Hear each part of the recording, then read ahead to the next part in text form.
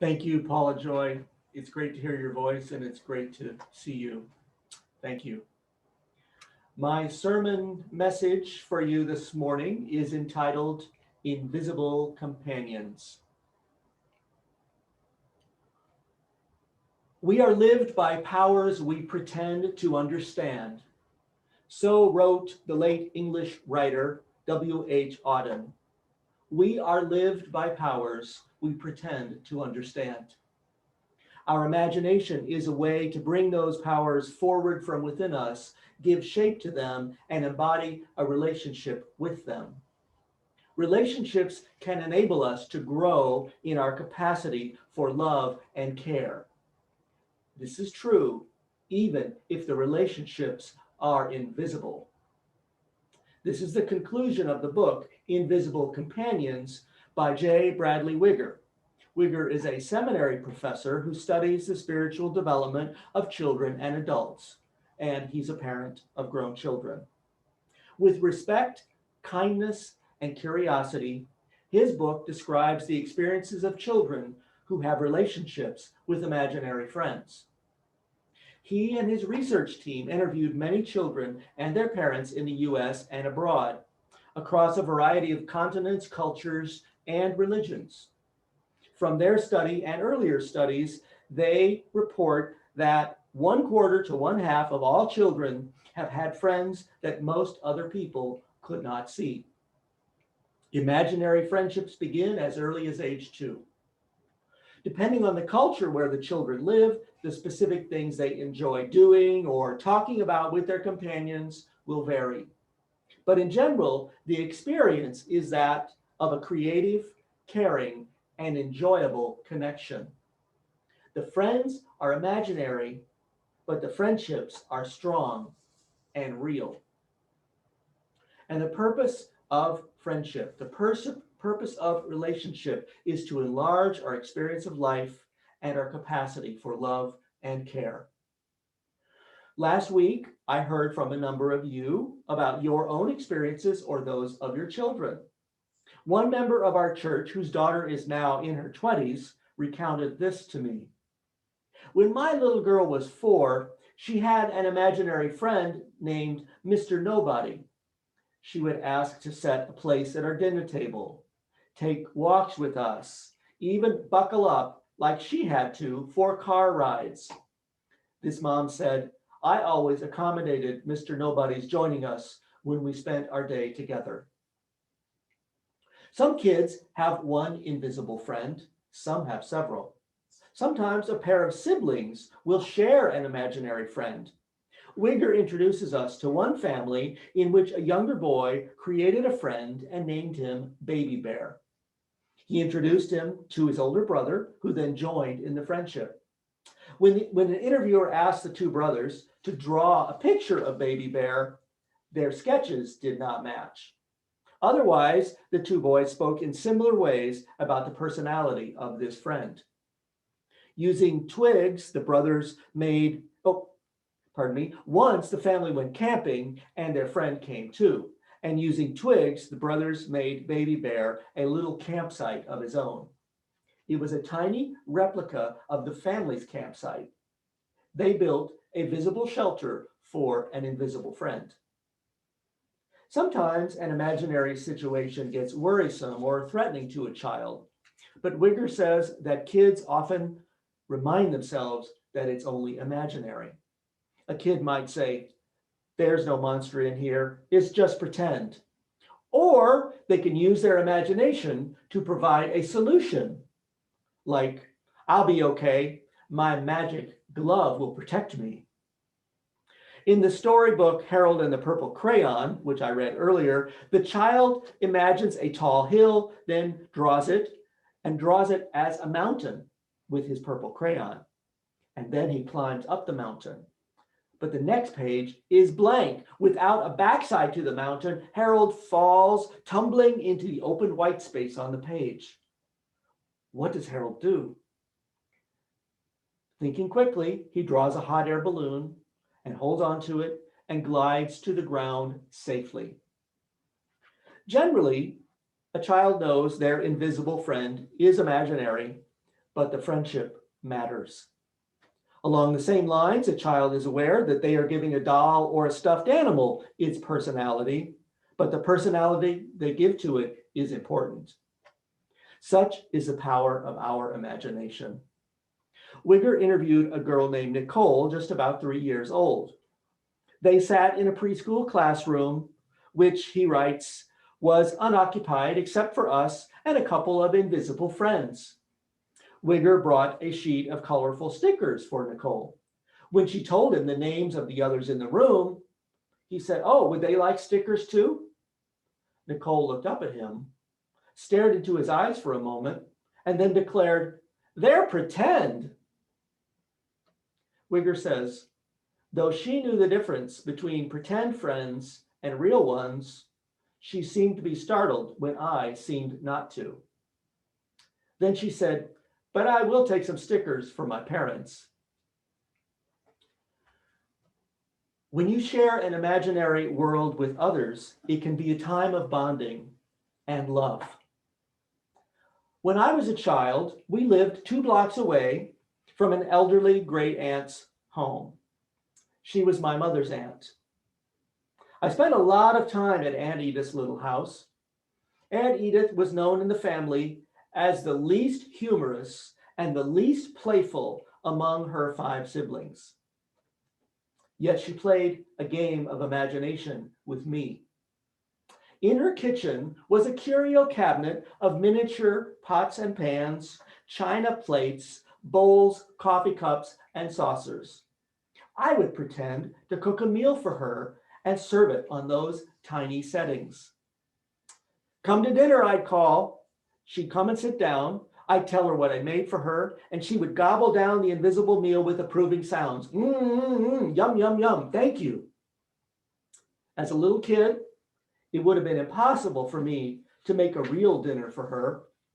Yet there was an urge in me to create something and give something to her, to show my love. As she joined with me in pretending, she recognized my urge to be generous, and she returned that love with her thanks and praise.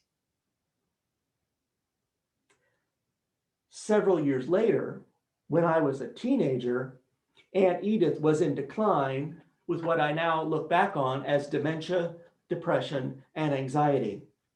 I think her medications made it worse. So did her adult daughter, who owned the house and lived with her. Prone to screaming, her daughter was resentful that she had to take care of her mother. She was also quite controlling. Aunt Edith would sit in her living room chair most of the day. Even with her walker and someone at her side, she was fearful about moving around her house. As a teenager, I sat with Aunt Edith many hours while her daughter ran errands or went out for a break. One afternoon I was there, and Edith said, "Hey, Raj, go with me into the kitchen so I can do the lunch dishes." I was floored by this request. She hadn't done any chores for months, but suddenly she imagined that it was possible, and she wanted to. There was no way I was going to tell her no. I got her walker, helped her up, and we shuffled to the kitchen. At the sink, I stood beside her as she washed a few dishes, and I dried them. We shuffled back, and she sat down, satisfied. So far as I know, she didn't mention our adventure to anyone. I didn't either. A member of Bradley Wigger's research team interviewed a girl named Jennifer along with her mom. When the researcher inquired about her invisible friends, he used the term pretend. Little Jennifer didn't answer. She just ignored him. Wrong word, her mother explained. They were invisible, of course, but calling her friends pretend was to diminish their importance in Jennifer's life. For this reason, the book uses the term invisible friend and invisible companion rather than imaginary.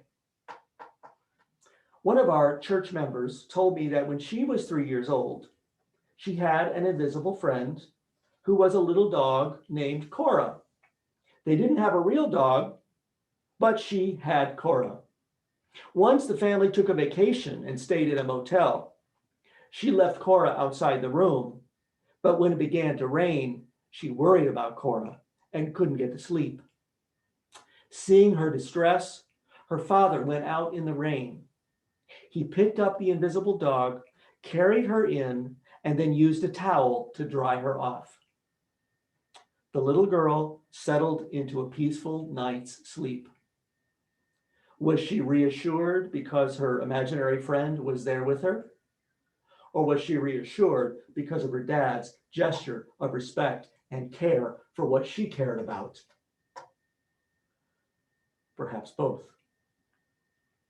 Bradley Wigger describes this use of our imagination as an as-if experience. While we may have some doubt about whether our invisible companions or somebody else's are truly there, we conduct ourselves as if they are. And in doing so, what matters is the quality of the relationship we experience. To use our very human gift of imagination means asking, what if? How about? Can we try? And it means to speak as if it is possible. In many cultures around the world, deceased ancestors are venerated, celebrated, and sought for advice and assistance to the living. The book Invisible Companions also explores the relationships that some people experience with departed loved ones and ancestors. Claudio Carvalhais is a Brazilian-American artist and professor.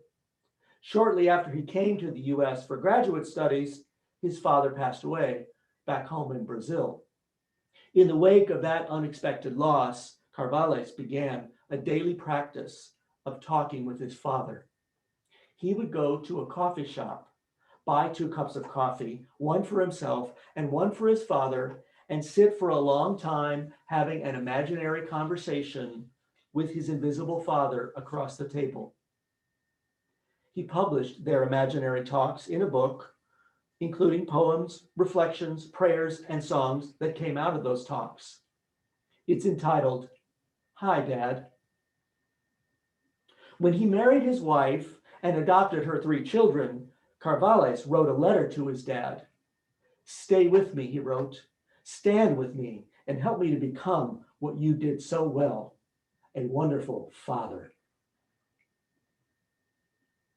In the grace of our imagination, as Wigger says, the as if ultimately serves relationship, friendship, love.